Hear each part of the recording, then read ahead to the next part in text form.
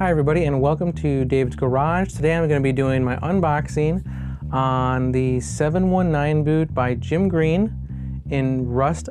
Just want to say thank you to everybody who is watching and everybody who's subscribed. And if you guys have any boot recommendations or boot company recommendations or boots that you want me to review on the channel, leave those recommendations down in the comments below.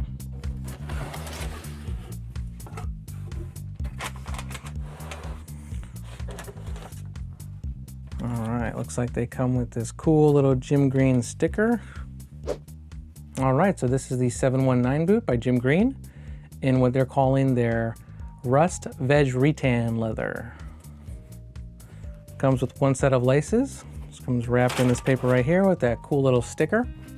So this is actually my first Jim Green boot. I've heard lots of good things about Jim Green. I've always wanted to check them out. There's been so many different models that have caught my eye that I've been interested in possibly trying, like the African Rangers. They look like a really nice summer boot. Definitely saw the Razorback and thought that looked like a really cool, high value boot with a really nice build quality for a good price.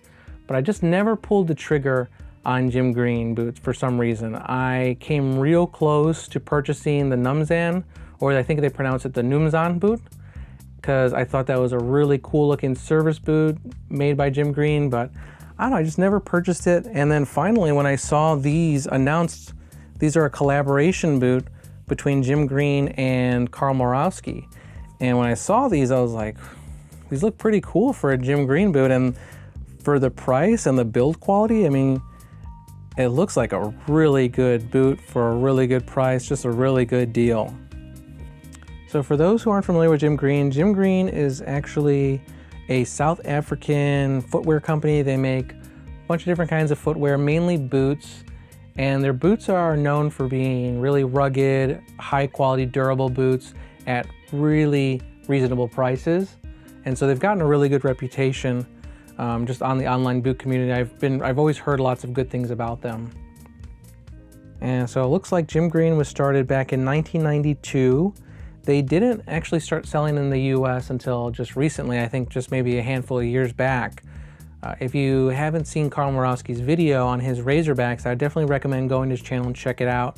He tells a really good story about how he first heard about Jim Green, and supposedly he had one of the first pairs of Jim Greens that were shipped to the US, because I guess he reached out to the owner of Jim Green and just, I guess, built that relationship with him. And it's really cool actually, because he was able to collab with them on this boot, which is a really nice looking boot.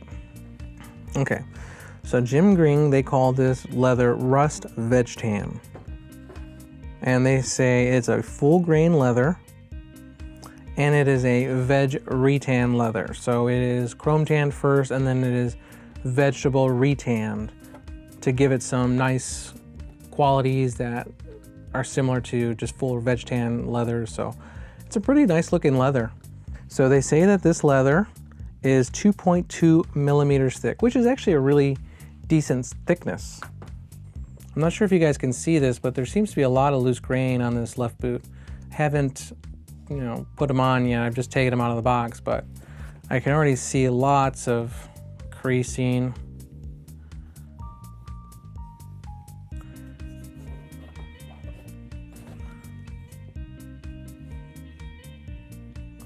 I'm not sure if you guys can see that.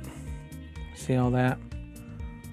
I don't know. I'm not a leather expert, but my guess is that that is indications of loose grain, so I don't really mind. I'm not complaining about it. I'm just pointing it out, because this is an unboxing and initial impressions. I just want to be forthcoming and just say, hey, look, this is what I see. Yeah, you can see leather looks way better on this right boot. A little stain right there, but no biggie. See?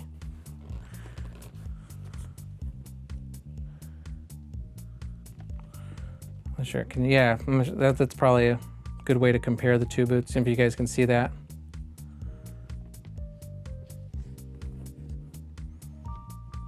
Yeah, you see that, all that creasing right there on the side versus this one. Looks way smoother. Again, I'm not complaining. I'm still gonna wear these. I'm still gonna keep these. Also, just want to point out, looks like the toe caps are a little uneven. This left boot looks like it's a little tilted, a little wonky. This right boot looks, I don't know, looks better. So when I ordered this, this was actually part of the first batch of boots shipped to the US. So it arrived in approximately 4 to 5 business days. Yeah, the leather definitely doesn't feel super stiff. And you have to keep in mind that this boot is fully leather lined. Jim Green says that the lining leather is 1.6 millimeters and it's a calf leather.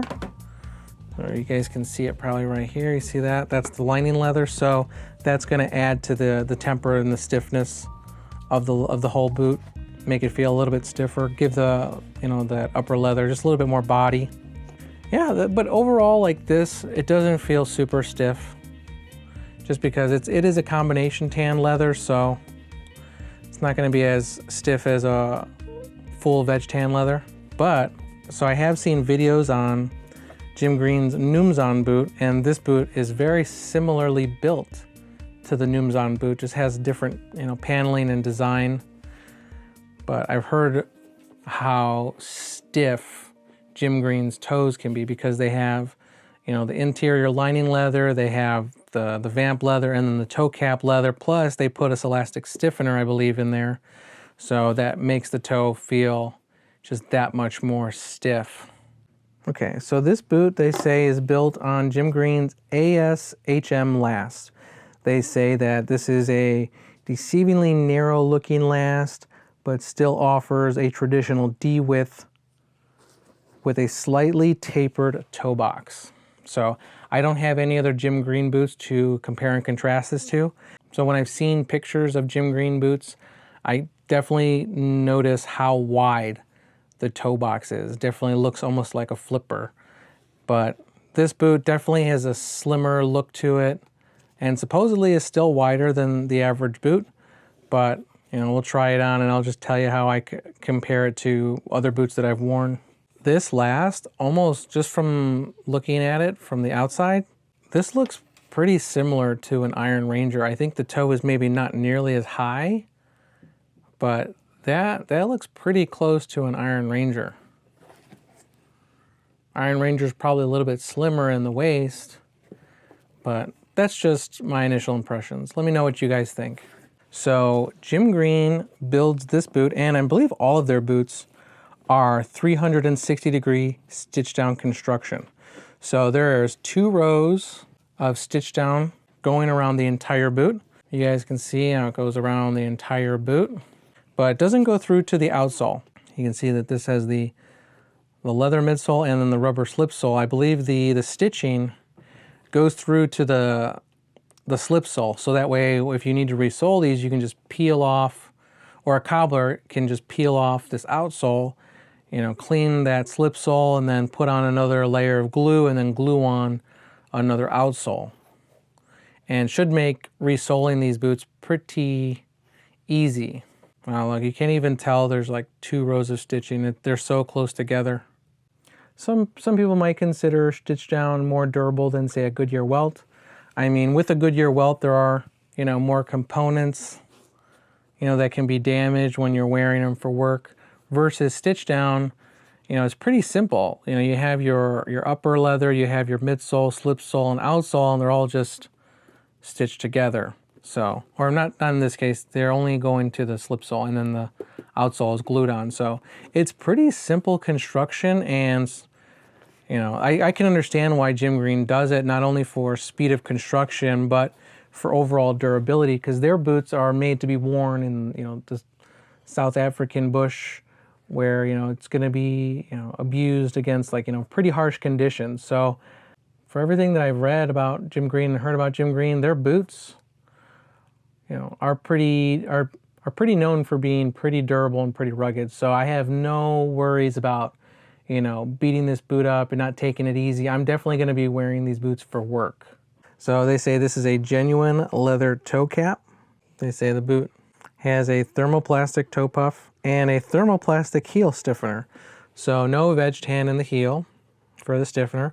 And I believe that's because all of the components for this boot come from South Africa. So all the components are made in South Africa, and this boot is built in South Africa. And if they can't source components from outside of South Africa, I believe that's why they don't have a veg tan leather heel counter, because they only source all of their components from South Africa. They say there is a steel shank under the insole. The tongue is fully gusseted, so that's pretty nice. Definitely will help with, keeping out dust and debris, water. Okay, they say there is a 5mm leather midsole and a 3mm leather lasting board. So the insole is 3mm veg tan leather, and they say the sole is made from genuine rubber, and they do say that the midsole is stitched to the uppers using double row stitch down construction. I'm not going to measure the leather because there's a lining leather, so it'd be pointless, because in my machine, my measuring tool can't even reach past this lip. So this boot, they say it's a 6-inch boot, and let's see, it is from top to bottom, it is a 7-inch boot, just over. And if you go from the top of the boot to the top of the midsole, it is just under 6 inches. And let's measure from the inside. So from the inside, looks like the boot is just about 6 3/4. Yeah, oh no, I'm sorry, 5 3/4. So just about 5 3/4 from inside the boot. All right, and let's start from the top to the bottom. You can see that the top of the boot, they actually have a nice rolled edge right here. That's actually pretty nice. It's supposed to make it a little bit more comfortable, so that way that sharp edge doesn't dig into your calf or your ankle. So that's pretty cool. 3 rows of stitching on the toe cap, 3 rows of stitching here, and from the the vamp on the quarters and the backstay and the quarters. So pretty cool. Look, you got your Jim Green logo right there. Boot has 4 eyelets and 2 speed hooks. I like that. So it looks like there's a half sock liner just over the leather insole. And yeah, I've already mentioned that's the calf liner. This boot is fully leather lined. You can see there's a rough out lining on the heel counter. Same lining, the calf lining right there on the toe box. I'm not sure if you guys can see that, but the midsole looks like it's about 1, 2, 3, 4, 5 millimeters thick. Then there they have the rubber slip sole, and then this rubber outsole. And then Jim Green, like they said, they do have a steel shank under that insole just to give some more support under this area that's not contacting the ground. So, and this outsole, so I definitely prefer lugs for boots that I'm going to wear for work, because I walk on a lot of uneven terrain, a lot of rocks and dirt and gravel. But I was interested to see how this Jim Green frog grip sole will hold up, and how the grip will be.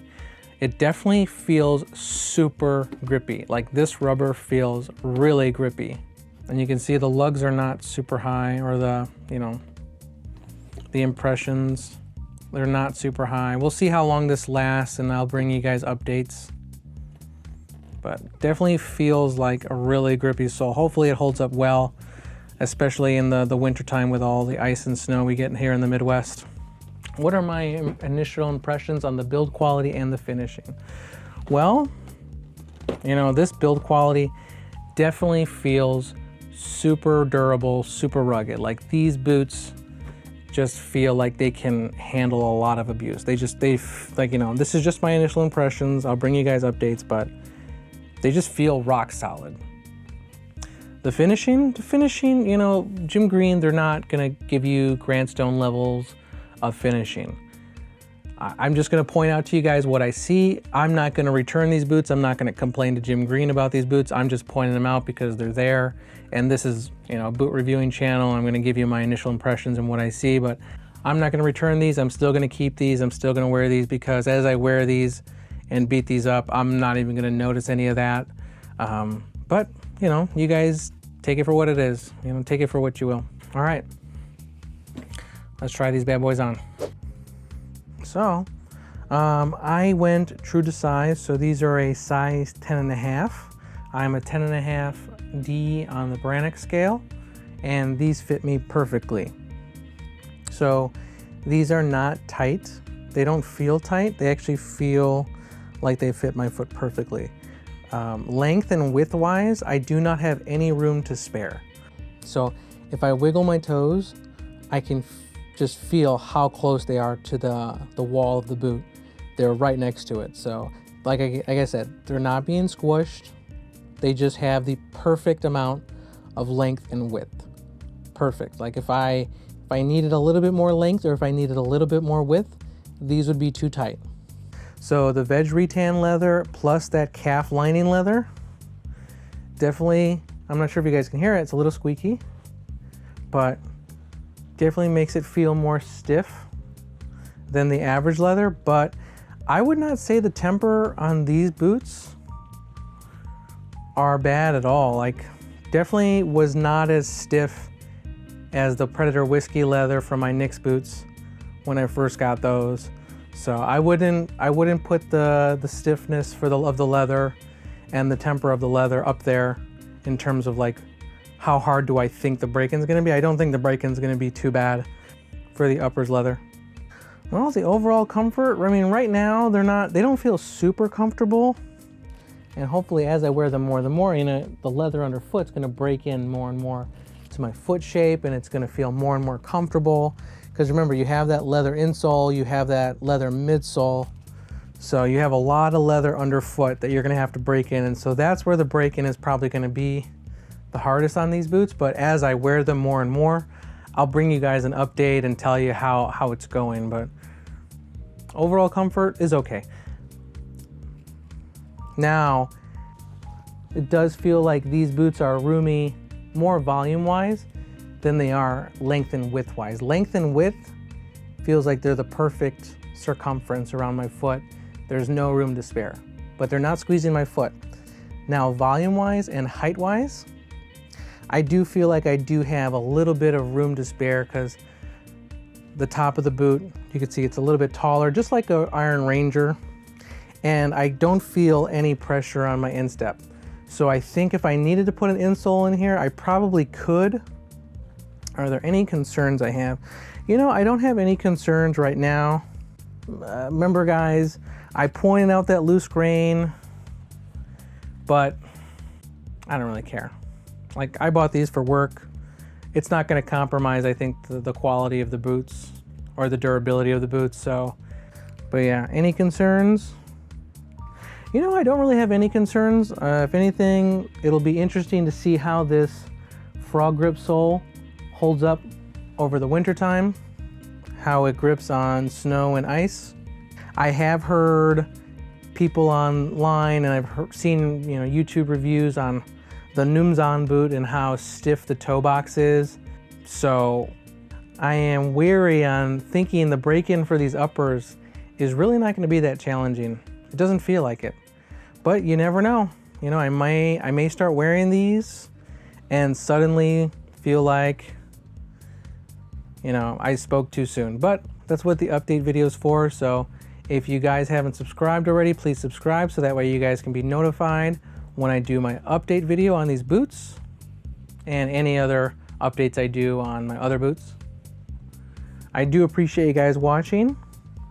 Let me know if you guys have any Jim Greens, if you guys are thinking about getting the 719s or the Numzon boots or any other Jim Green boots, because I've just heard so many good things about it. I'm excited to finally get a pair. I appreciate your time, and I hope you guys have a good rest of your day, and I'll see you on the next video.